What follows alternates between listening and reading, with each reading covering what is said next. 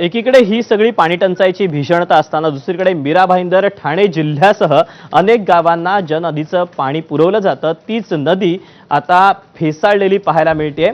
उल्हास नदी ही प्रदूषित झालेली आहे, प्रदूषणाच्या विळख्यात सापडली आहे। बदलापूर एमआयडीसी परिसरातील काही केमिकल कंपन्यांकडून कोणतीही प्रक्रिया न करता विषारी फेसाळलेलं रासायनिक सांडपाणी थेट नाल्यांमध्ये सोडलं जात आहे। हे सांडपाणी नाल्यांद्वारे थेट उल्हास नदीत मिसळलं जात असल्यानं नदीचं पाणी मोठ्या प्रमाणात प्रदूषित झालंय।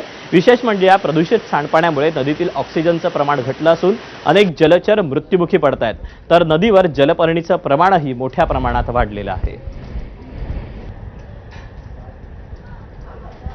जिल्ह्याची तहान भागवणारी उल्हास नदी आता प्रदूषित होताना दिसून येत आहे। मी सध्या उभा आहे त्याच उल्हास नदीच्या तटावरती आणि आपण पाहू शकता या ठिकाणून मोठ्या प्रमाणात एमआयडीसी परिसरातील काही कंपन्यांनी सोडलेल्या सांडपाणी विना प्रक्रिया करत जे रसायन आहे ते या उल्हास नदीमध्ये या ठिकाणी मिसळताना दिसून येत आहेत। एकंदरीत पाहिलं गेलं तर या ठिकाणी सोडलेलं केमिकल आहे, त्या केमिकलमुळे या उल्हास नदीमध्ये मोठ्या प्रमाणात ऑक्सिजनची मात्रा जी आहे ती कमी होताना पाहायला मिळते। त्यामुळे जलप्राणी असतील त्यांचा मोठ्या प्रमाणात मृत्यू होण्याची संख्या देखील वाढलेली आहे। विशेषतः पाहायला गेलं तर ऑक्सिजन कमी झाल्यामुळे या ठिकाणी आपण पाहिलं तर मोठ्या प्रमाणात जलपर्णी देखील आलेली या ठिकाणी पाहायला मिळत आहेत। एकंदरीत पाहायला गेलं तर एमआयडीसीला अनेक वेळा नगर परिषद असेल, बदलापूर नगर परिषद असेल, अंबरनाथ नगर परिषद असेल यांच्याकडनं नोटिसा बजावल्या गेल्यात, मात्र तरी देखील या ठिकाणी कुठलीही कारवाई त्यांच्यावरती होत नसल्याने अनेक कंपन्या ज्या आहेत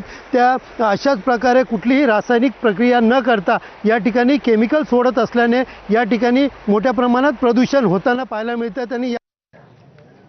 आणि पुढची एक मोठी बातमी आहे गडचिरोलीमधून। 4 दशकांचा